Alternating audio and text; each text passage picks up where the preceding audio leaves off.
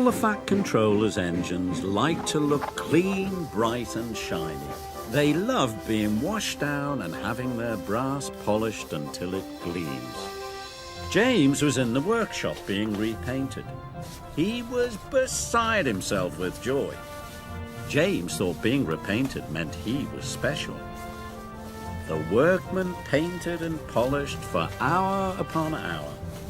Then with new paint shining, brass twinkling and blacking black, James returned to Tidmouth's sheds.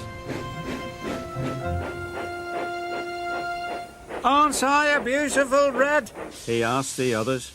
"No wonder the Fat Controller thinks I'm special."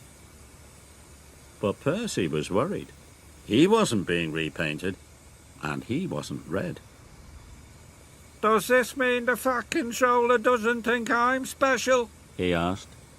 "Looking splendid is not the same as being really useful," said Thomas firmly. "But best of all is being really useful and looking splendid, like me," said James cheerfully.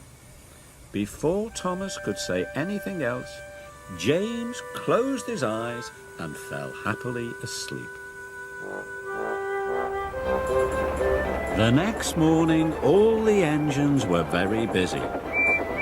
Percy was working at the coal plant. Thomas and Emily were taking passengers up and down the branch lines. Gordon was pulling the express.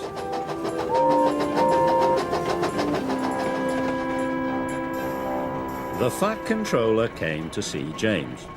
He told him to join Percy at the coal plant at once. "The coal trucks must reach Brendam docks before the boat sails, so no dilly-dallying," he said. "Yes, sir," said James, and he set off at once.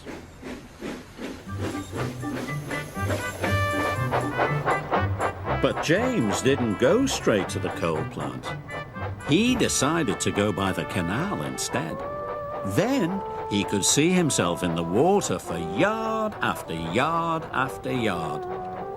"Magnificent!" he puffed. James had forgotten what the Fat Controller had said. At the coal yard, Percy was working as hard as he could, but he was falling behind.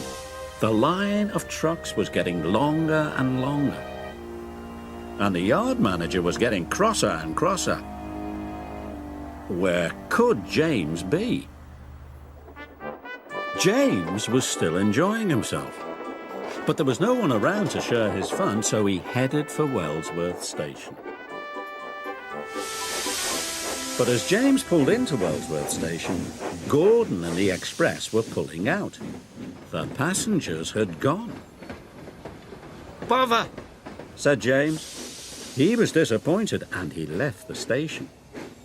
James headed straight for the branch lines. James saw Thomas. "Look at me," he puffed. "Don't I look fine?" "You should be at work," called Thomas, but James didn't listen to Thomas. James was enjoying being James. Percy wasn't enjoying being Percy. He was trying his hardest, but the trucks were being very naughty. Poor Percy was almost worn out. "What will happen to the order now?" cried the yard manager. When James rolled into the coal mines, it was late in the afternoon. Percy was cross. So was the yard manager. "To make up for lost time," he said, "you must take an extra long line of trucks to the docks." James was delighted. The docks were always bustling with engines and people. "It's the place to be seen," he said. "The trucks are being very naughty," warned Percy, but James wasn't listening.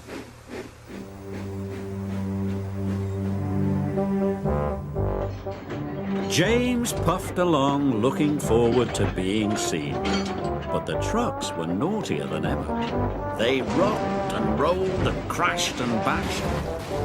James's face was soon covered in soot. Going downhill, the trucks wiggled and giggled. James had to put his brakes on with a jolt. Coal tumbled out of the trucks, landing on James. James was cross and biffed the trucks as hard as he could. More coal flew out. Now James didn't want to be seen. He was as dirty as he had ever been. But on his way to the docks, he kept passing his friends. He passed Emily and Edward and Thomas. Thomas thought the only red thing left on James was his face. James trundled into Brendam Docks. He hoped no one would see him. But Gordon was at the docks with the express. He could not believe his eyes. He thought James was the grubbiest, grimiest, dustiest, dirtiest engine he had ever seen. Percy arrived safely with the last of the trucks. "I like your new coat of paint," he puffed cheekily. "You do look splendid." James knew he should have listened. He didn't feel splendid anymore. But for the first time all day, James could hear clearly. He could hear the sound of the trucks giggling at him. And despite feeling foolish, even James had to smile.